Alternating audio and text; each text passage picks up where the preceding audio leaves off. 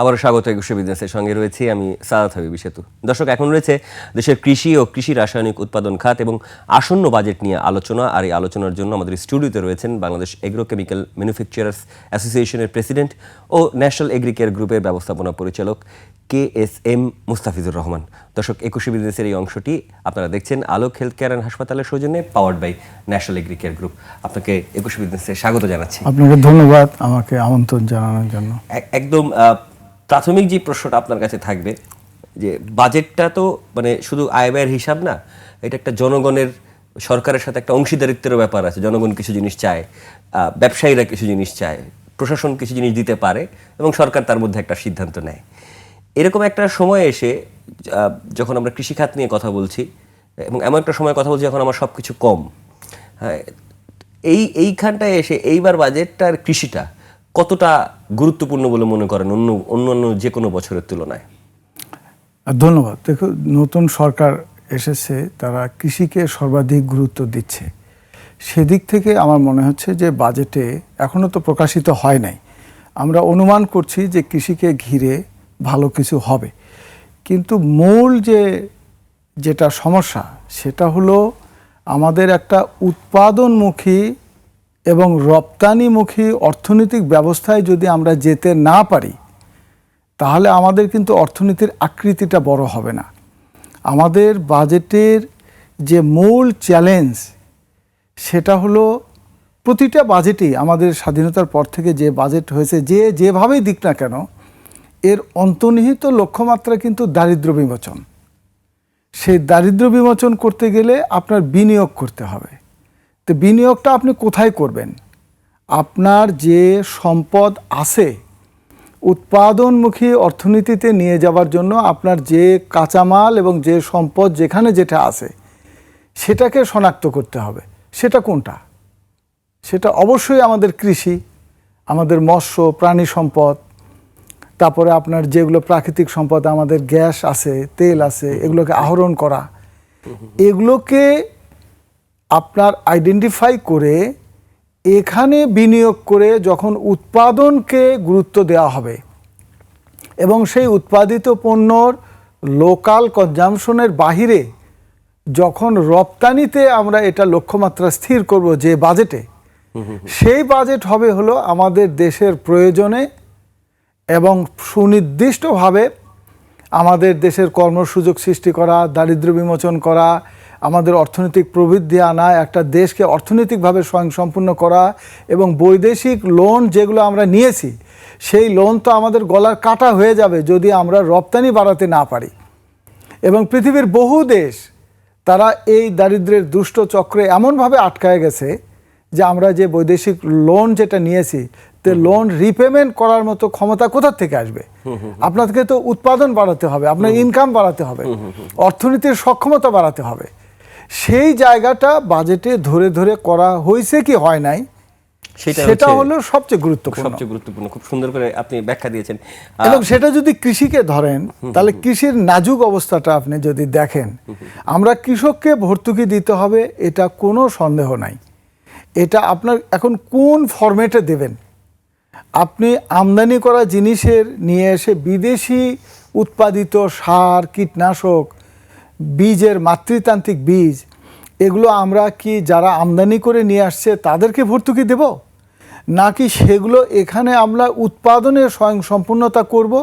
ব্যবসায়ীরা ব্যবসা করবে, কিন্তু সরকার কৃষকের ক্রয় ক্ষমতা বৃদ্ধির জন্য কৃষককে অর্থ প্রণোদনা দেবে। যে এখন যে স্মার্ট কার্ড দেওয়া হচ্ছে, কৃষি কার্ড, সেই কার্ডের মধ্যে কৃষকের সমস্ত ডেটাবেজ থাকবে। সেই ডেটাবেজের তথ্য উপাত্তের ভিত্তিতে তার ক্রয় ক্ষমতা বাড়িয়ে দেওয়া হবে। সেই ভর্তুকি দিয়ে সে আমাদের দেশে উৎপাদিত সম্ভাব্য শিল্পে যেগুলো উৎপাদন করা সম্ভব, যেমন রাসায়নিক সার আমরা আমদানি করি, যেগুলো উৎপাদন করা সম্ভব সেগুলো আমরা উৎপাদনে যাব। সেখানে আমরা বাজেটে ইন্ডিকেশন থাকবো, এটা আকর্ষণীয় করে দেব যাতে এই সেক্টরে আমরা মানুষ, বিনিয়োগকারীরা, দেশীয় বিদেশিরা হুমড়ি খেয়ে পড়ে।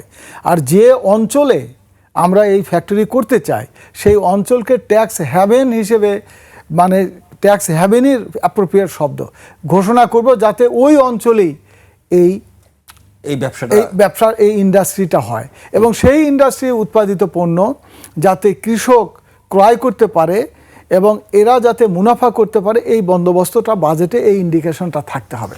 আপনি খুব সুন্দর একটা কথা বলেছেন, কিন্তু আমি একটু মানে আপনি ভর্তুকির কথা যখন বলছিলেন তখন আমি যদি 21-22-এর তথ্য ধরি, তখন আমাদের ভর্তুকির বাজেট ছিল 10,000 কোটি টাকা, কিন্তু এটা বাড়াতে পেরেছিল সরকার, তার সেই সময় সেই অর্থনৈতিক অবস্থান ছিল। কিন্তু এই মুহূর্তে আমরা যখন IMF এর কিছু চাপের মধ্যে রয়েছে এবং এই ভর্তুকি কমানোর ব্যাপারে সবচেয়ে বেশি ক্ষতিগ্রস্ত হয় সাধারণ নিম্ন আয়ের মানুষগুলোই। এই যে সরকারের একটা ভর্তুকি কমানোর চাপ রয়েছে, তাকে ট্যাক্স বাড়াতে হবে, আবার এই যে আপনি বলছেন যে যদি এইখানে আপনার ওইখানে যদি আপনার ভর্তুকিটা ঠিকমতো ম্যানেজমেন্ট করতে হয়, তাহলে দেশে বিনিয়োগের পরিবেশ তৈরি করতে হবে। এই জিনিসটা তো সরকারও হয়তো বা বুঝে, তারপরে ওই জিনিসটা বাস্তবায়ন হচ্ছে না কেন? দেখুন, বাস্তবায়ন করার ক্ষেত্রে আসলে একটা দেশের অর্থনীতি ভালো হবে না খারাপ হবে, দেশ ভালো হবে না খারাপ হবে, এটা সম্পূর্ণ রাজনৈতিক নেতাদের ঘাড়ের উপরে পড়ে।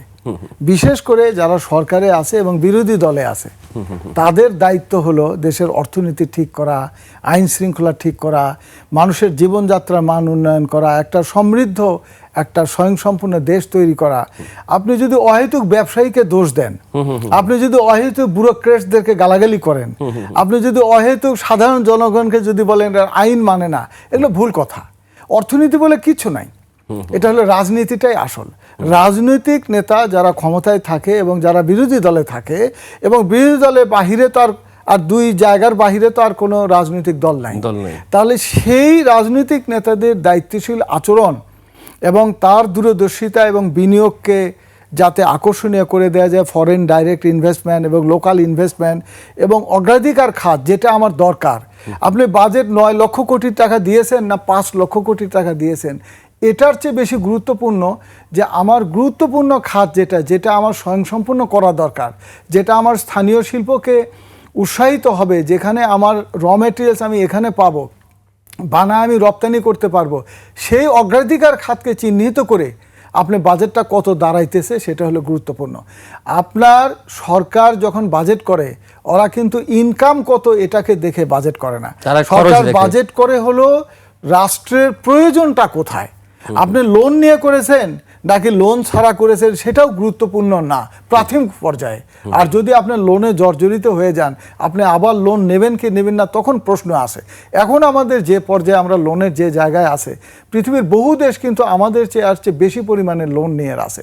এখন লোনটাকে আপনি ব্যবহার করতে পারতেছেন কি পারতেছেন না। আপনি লোন নিয়ে আপনি উৎপাদনে যান নাই, তাহলে আপনার হবে না, আপনি অবধারিতভাবে অর্থনীতি কলাপস করবে। আমাদের ধরুন কত লক্ষ যুবক বিশ্ববিদ্যালয় থেকে ডাক্তার, ইঞ্জিনিয়ার, কৃষিবিদ, সাধারণ জার্নালিস্ট এগুলো বেরিয়ে আসছে। এই শিক্ষিত যুব সমাজকে, যেটা আমাদের শক্তি, হিউম্যান ক্যাপিটাল, সেটাকে যদি কর্মসুযোগ সৃষ্টি করতে না পারি, তাহলে দেখেন কিছুদিন আগে একটা নামি দামি বিশ্ববিদ্যালয়ের প্রকৌশলীরা, ছাত্ররা রাস্তায় নেমেছে, তারা ডিপ্লোমাদের চাকরি তারা নিতে চায়। এটা কেন হচ্ছে? কারণ হলো আমরা সেই সুযোগ সৃষ্টি করতে পারি নাই। আপনি $100 বিলিয়ন আমরা আমদানি করে নিয়ে আসি, আপনার কোনো সংস্থা কি আছে যিনি এই $100 বিলিয়ন তালিকাটা একটা একটা করে দেখে বের করছে যে এই জিনিসটা অহেতুক আমাদের আমদানি করা হচ্ছে, এটা আমরা এখানে উৎপাদন করা দরকার। এবং উৎপাদনকে বাধ্য করার জন্য আমদানিকে নিরুৎসাহিত করা এবং উৎপাদনকে উৎসাহিত করার সেই অর্থনৈতিক ব্যবস্থাপনা আমাদের বাজেটে আছে কি নাই, সেটা হলো সবচেয়ে গুরুত্বপূর্ণ। আপনি যদি গতানুগতিক আপনি ধরুন আপনি একটা বাজেট বানাইছেন, যে বাজেটে 9 লক্ষ কোটি টাকা খরচ দেখাইতেছেন, এই খরচের মধ্যে কি কি আছে? সরকারি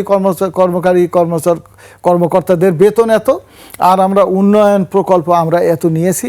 আপনার অনেক রাজনীতিবিদ বসে আছে যে খালি প্রকল্প নিয়ে আসো, প্রকল্প আনলেই সেটা অনুমোদন হবে, কিন্তু প্রকল্পটা আমাদের রাষ্ট্রের অগ্রাধিকার খাতের মধ্যে পড়েছে কি পড়ে নাই, সেটা হলো ইম্পর্টেন্ট। আপনি যদি খাদ্য নিরাপত্তার কথা বলেন, আপনি যদি জ্বালানি নিরাপত্তার কথা বলেন, এগুলো হলো সুদূর প্রসারী।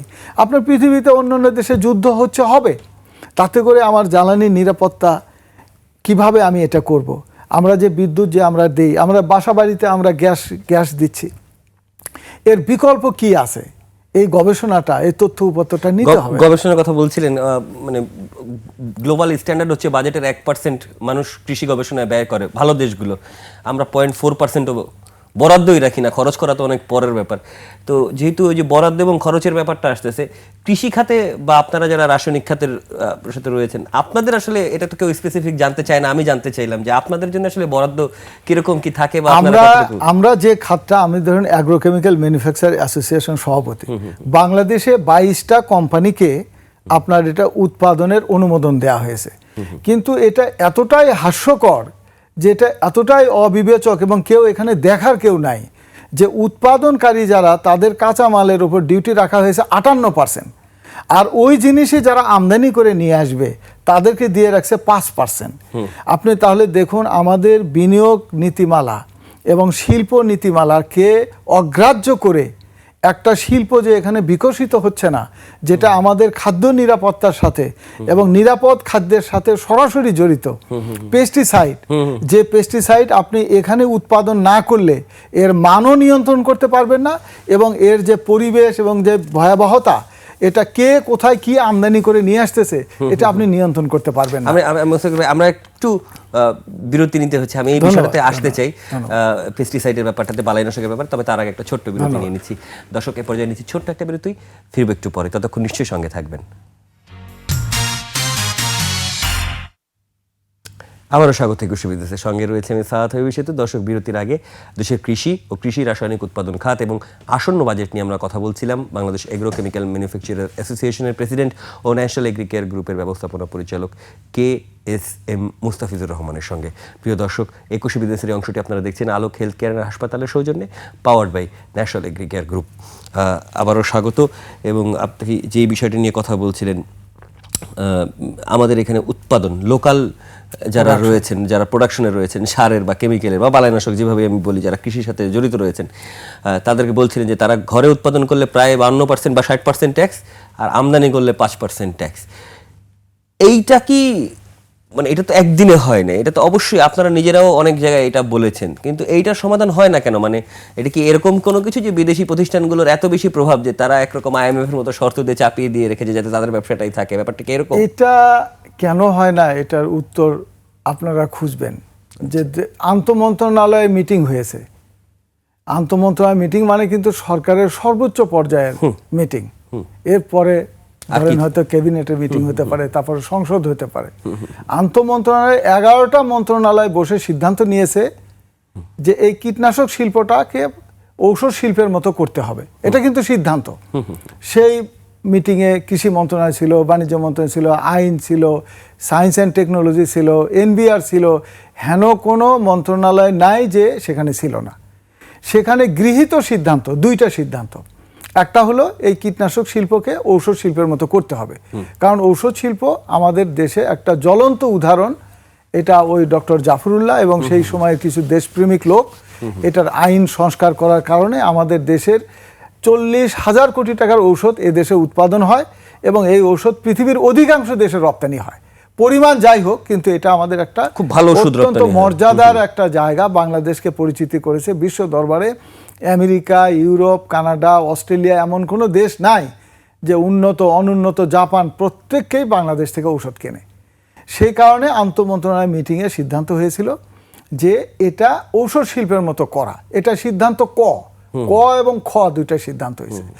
খ সিদ্ধান্ত হয়েছে যে 32টা উপকরণ, কাঁচামাল, এটার ডিউটি 58% পর্যন্ত আছে, যেটা দিয়ে বানায়া যারা কীটনাশক আমদানি করতেছে, মানে বিদেশি বানাইতেছে, বাংলাদেশের ব্যবসায়ীরা আমরা আমদানি করে নিয়ে আসতেছি, সেটা এই 32টার উপরে 5% শুল্ক দিয়ে তারা এই আমদানি ফিনিশ প্রোডাক্ট নিয়ে আসতেছে। তারা বলছে এই 32টা প্রোডাক্টের ডিউটি শূন্য করতে হবে, মানে ওই আন্তঃমন্ত্রণালয় মিটিংয়ে, এবং যারা আমদানি করে তাদের শুল্ক বাড়াতে হবে এবং এটা শূন্য করতে হবে। আমাদের কথা হলো, যারা আমদানি করছে তাদেরটা বাড়ানো দরকার নেই, তাদেরটা পাইলো, কিন্তু উৎপাদনকারীদের, আপনি যিনি মেশিন বসাইছে, ল্যাবরেটরি বসাইছে, কেমিস্ট নিয়েছে, ইঞ্জিনিয়ার নিয়েছে, একটা অর্থ বিনিয়োগ করেছে, একটা ইন্ডাস্ট্রি করেছে, আপনি তাকে অযৌক্তিকভাবে 58% দেবেন, আন্তঃমন্ত্রণালয়ের সিদ্ধান্ত কার্যকরী করবেন না? এটার দায়িত্ব কে নেবে? আপনি যদি অন্য দেশে দেখেন এখন যেগুলো নিয়ম নীতি হচ্ছে শিল্পের ক্ষেত্রে, পার্শ্ববর্তী 2-4টা দেশে যদি দেখেন, তারা বলছে যে 5 বছর তোমাকে কোনো সরকারি প্রতিষ্ঠানই যাবে না তোমার কাছে, তুমি আগে ইন্ডাস্ট্রি করো, 10 জন মানুষের চাকরি দাও, তোমার কাছে পরিবেশ যাবে না, কলকারখানা যাবে না, এটা যাবে না, সেটা যাবে না। একজন বিনিয়োগকারী আসছিল আমাদের দেশে, আপনার হলো যেটা মোদির সঙ্গে দেখা করেছে, অস্ট্রেলিয়ান বিনিয়োগকারী, $30 বিলিয়ন। দেখেন তিনি কিন্তু ইন্ডিয়াতে বিনিয়োগ করছে, বাংলাদেশে তাকে হলো 100 কতটা যেন সার্টিফিকেট নিয়ে তাকে বিনিয়োগ করতে হবে। এই যে ব্যুরোক্রেসি, তো ব্যুরোক্রেসকে দোষ দিবে না, কিন্তু ব্যুরোক্রেসি ছাড়া আপনি কোনো দেশ চলতে পারে না।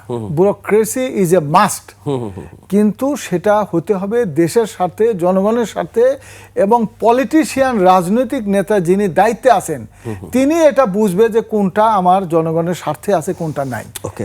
এই জিনিসটা এখন তো ধরুন আমি সরকারের 2-4 জন মন্ত্রী মহোদয় যাদেরকে দেখতেছি তারা প্রজ্ঞাবান, মেধাবী, এবং তারা ডিরেগুলেশন করে আসছে। তারা বলেই আসছে যে আমাদের রেগুলেশনের ব্যারিয়ারে আমাদের যাতে শিল্প কলকারখানা না হয়। তা আমরা আশা করি এই বাজেটে হয়তো তার একটা দেখব। তবে আমি অ্যাগ্রোকেমিক্যালস ম্যানুফ্যাকচার অ্যাসোসিয়েশনের পক্ষ থেকে বলবো, কীটনাশক কোনোদিন আমদানি করে নিয়ে এসে আপনি এর মান নিয়ন্ত্রণ করতে পারবেন না, এবং এটা দ্বারা যেটা রপ্তানি করার কথা সেই জিনিস আপনি এখানে আমদানি করে নিয়ে এসে তো রপ্তানি করতে পারবেন না। আপনার কাঁচামালই এখানে বানানো সম্ভব। আপনার অর্থনীতিতে দেখুন, এত বিক্ষিপ্ত কথা কোনটা বললে সময়ের মধ্যে কভার করা যায়নি না। অর্থনীতির যে মূল যে যোগান সেটা হলো লোকাল রিসোর্সকে মোবালাইজ করা, এবং সেটাকে নিয়ে উৎপাদনে যাওয়া, এবং সেটাকে নিয়ে রপ্তানিতে যাওয়া। আর এটা হলো আপনার এর কনজামশনটাও যাতে বাড়ে, সেটাও আপনার এর কনজিউমার মার্কেটটা ঠিক করা, ওই র মেটেরিয়ালস দিয়ে বানায় এবং কনজামশন বাড়ানো। আপনার সার্ভিস সেক্টর ঠিক করা। ভালো অর্থনীতি কাকে বলে? অনেক উৎপাদন, অনেক রপ্তানি, অনেক আমদানি, অনেক ভোগ, সেটা হলো একটা ভালো অর্থনীতি। আমি একটু মানে আর একটু স্পেসিফিক ভাবে যেতে চাই। আমাদের কাছে যে ডাটা রয়েছে সেই ডাটা বলতেছে যে প্রায় আমরা অনেক বৃদ্ধি পেয়েছে বালাইনাশক, কীটনাশক এগুলো ব্যবহার করার, বীজের সংকট রয়েছে, এই তথ্যগুলো রয়েছে। কিন্তু আমি আপনার কাছে জানতে চাচ্ছি, এরকম একটা সময় আমরা যখন দাঁড়িয়ে রয়েছি, যখন ভর্তুকির চাপ রয়েছে, আমাদের এক ধরনের বৈষম্য, দেশের যারা কীটনাশক বা রাসায়নিক সারের সাথে জড়িত রয়েছেন তারা ভুগছেন, আপনারা বলছেন, একদিন ধরে বলছেন না, অনেক দিন ধরে বলছেন। এইরকম একটা সময়ে যেই 9 লাখ কোটি টাকার উপরে যে বাজেটটা আসছে, আপনি বলছেন যে অনেক কিছু প্রত্যাশা রয়েছে, সেই বাজেট যদি আপনাদের প্রত্যাশাগুলোর কথা না আসে, সেক্ষেত্রে কি এইটা রপ্তানিমুখী হওয়ার কোনো সুযোগ রয়েছে? কারণ আমরা প্রায় গণমাধ্যমে শুনি যে জাপান আমাদের ক্ষেত্রে আলু নিবে না, কারণ তারা মনে করে যে আমাদের এখানকার রাসায়নিকের অবস্থা ভালো না। সুতরাং এটা কি রপ্তানিমুখী করার কোনো সুযোগ কি আর ভবিষ্যতে দেখেন? কৃষকের পণ্য, কৃষকের উৎপাদিত পণ্য না বালাইনাশক? কৃষকের উৎপাদিত পণ্য যদি আন্তর্জাতিক বাজারে নিয়ে যান, মানে আপনি বলছিলেন রপ্তানি বাড়াতে হবে। হ্যাঁ, রপ্তানি বাড়াতে হবে। আপনি কৃষির ভবিষ্যৎ হলো কৃষি প্রক্রিয়াজাতকরণ। আপনি যদি প্রক্রিয়াজাত না করেন ভ্যালু অ্যাডিশন হবে না। সেটা হলো একটা, তখন কৃষক বেঁচে যাবে। যে মধ্যস্বত্বভোগীর কাছে যে জিম্মি হয়ে আছে, সেটা কিন্তু যখনই এখানে বিনিয়োগ হবে, ইন্ডাস্ট্রি হবে, তখন কিন্তু এটা তার ক্রেতার সংখ্যা বেড়ে গেল। আর আপনি যদি আন্তর্জাতিক বাজারে রপ্তানি করতে চান, তাহলেও কিন্তু কৃষকের তার মুনাফা বাড়বে, এর চাহিদা বেড়ে যাবে এবং তারা অনেক দামে বেচতে পারবে।